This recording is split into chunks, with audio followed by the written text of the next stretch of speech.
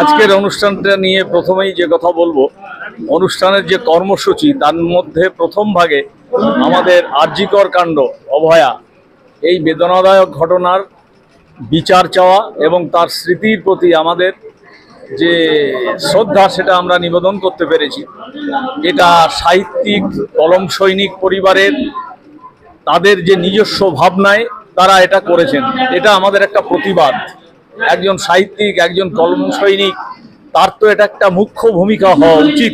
আমরা সেটা আশা করি সক্ষম হয়েছি, পালন করেছি এবং এটাকে প্রচারেও নিয়ে যাচ্ছি, মানুষের মধ্যে ছড়িয়ে দিচ্ছি, যাতে প্রকৃত দোষী অপরাধী কঠোর থেকে কঠোরতম শাস্তি পায়, দৃষ্টান্তমূলক। এই কাজটা আমরা প্রথম দিয়ে শুরু করেছি। এরপর বিভিন্ন রকম কর্মসূচি, প্রচুর মানুষ এখানে উপস্থিত হয়েছেন, যা আমাদের প্রত্যেক বছর এই অনুষ্ঠানটা যেহেতু হয়, আমরা সারাদিন বা সারা মাস আমরা তো চর্চাটা করি, কিন্তু এই চর্চা করার পরেও এক জায়গায় মিলিত হতে পারার মধ্য দিয়ে আমরা পাই নতুন একটা শক্তি, আরো এগিয়ে যাওয়ার একটা শক্তি। এটাই আমাদের আবার একটা বছর আমাদের ঠেলে এগিয়ে নিয়ে যাবে, আমাদের নিরলস আমাদের কাজকর্ম করে সহায়ক ভূমিকা পালন করবে। কেন এটা একটা সাধনা, অবিশ্রাম এটা সাধনা। তো সেই কাজটা যাতে আমরা নিয়মিত করি, সেই অর্থে এই ধরনের সাহিত্য সভার, প্রকৃত সাহিত্য সভার মূল্য অনেক।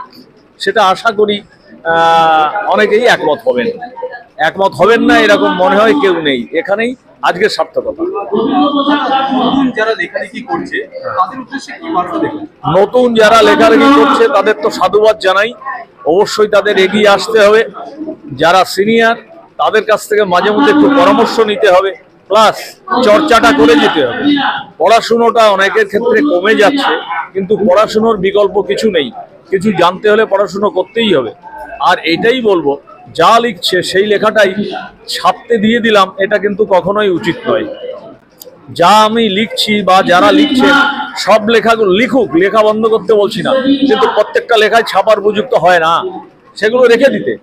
আগামী 10-20 বছর বাদে তার ওই পরিত্যক্ত যে লেখাগুলো সেইগুলোই সে আবার উদ্ধার করতে পারবে, যেটা আমরা তো আমাদের জীবনে দেখেছি। এটা কাজে আসবে। হ্যাঁ, আমার নাম মুরারি মোহন চক্রবর্তী।